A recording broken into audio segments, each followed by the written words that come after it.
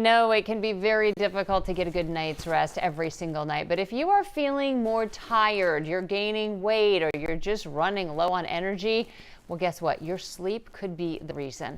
Joining us now is Dr. Rowe, a Houston physician who spent more than 30 years practicing emergency and internal medicine, to share how better sleeping tonight will help you feel better tomorrow. Dr. Rowe, nobody knows this more than a morning crew. I can tell you that. I can tell you what, I feel really bad for you guys. What time do you guys wake up in the morning, by the way, to get here? It depends. I mean, we have a lot of our team is up all night long. Oh, my Lord. And then some of us are getting up at 2 a.m. or 2:30 a.m. So we're kind of rolling out.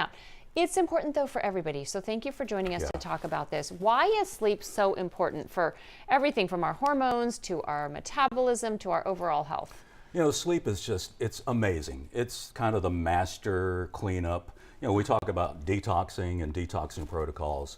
Sleep is actually the time of day where you recover and all the day's, I don't know, sins get removed while you're asleep. So it's so important. Okay, so it kind of lets your body repair itself from everything that it went through, and like you said, to detox. So you know, we talk about sleep a lot with kids, and we worry about what their bedtimes are, and then we don't necessarily implement that for ourselves. So how do sleep, how does it change as we enter midlife, and why does it change? I think midlife, a lot of it is the responsibilities. I mean, it's just like what you touched on. You're not a teenager anymore. You can't just go to bed whenever you want to. You're in the midlife, you're taking care of kids.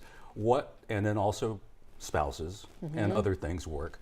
So what that's doing during the day, it's building up a lot of chemicals into your body, into your brain, that keep you constantly stimulated. So it's very difficult to try to wind down and go straight to sleep. It is. And of course, you know, we live by a lot of adage. A lot of us are just, hey, I'll sleep when I'm dead.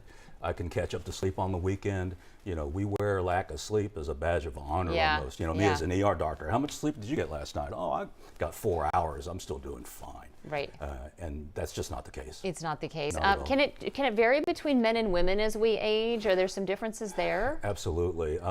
Women, menopause, menstrual cycles, the hormone imbalances are kind of inherent, so that's going to affect your sleep. Okay. In women, there's a lot of temperature issues, particularly with menopause, affects your sleep. And the curious thing, well, the ironic thing is, you know, the less you sleep, the less your hormones are going to be released, because your hormones are released at nighttime. That's your body's way. And you ask why. Why would your hormones be released at night? Maybe during the day when you kind of need that extra energy. The body is very elegant. When you're sleeping, when you're resting, when there isn't any other input, that's when your body says, okay, it's time to start growing and repairing and recovering. And that only happens during sleep. Okay, so let's talk about how to fix all of this, okay? Are there a few easy steps that we can take to improve our sleep and our energy? There are. Now, I hate to say this in a morning show where the sun's barely coming up, but you know, the best way to take care of your sleep, paradoxically, actually happens in the morning. What you do in the morning really sets the tone for the circadian rhythm for the whole day. So you wake up at the same time and you try to get as much sun exposure as possible. Okay. And that tells your brain that it's daytime, and that sets the clock, and the clock ticks for about 12 hours or so until it's time to go to sleep. Okay, so follow the sun cycles. I mean, we've got daylight savings happening. That might actually help a little bit. I know it's darker in the morning, so it's going to take a little while for that to catch up. I know you have a lot of ideas about how we can help reverse symptoms like fatigue, weight gain, low energy, and you have a book. So tell us quickly about your book. Yeah, you know, in my book, there's a lot going on in it. It's a memoir. I talk about how I grew up, how I became a doctor, and kind of the issues that I faced when I was growing up as a young man. But I get back to the fundamentals of health, which a big part of it is sleep.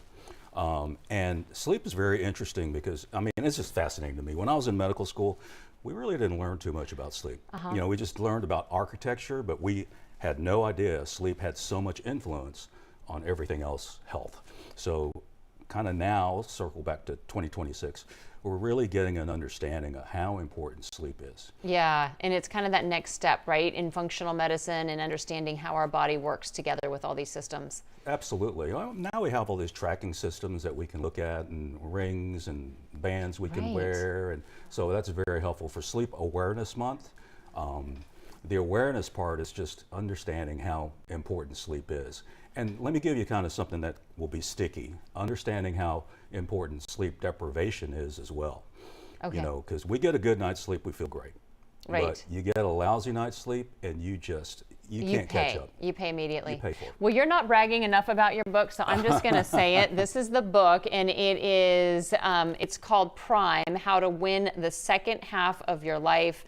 And so we really appreciate you coming in, Dr. Kenneth Rowe, to talk about it. It's great to be here, Ilona. All right, Thank great you. to have you. Thank you. Chris, we're going to head over to you.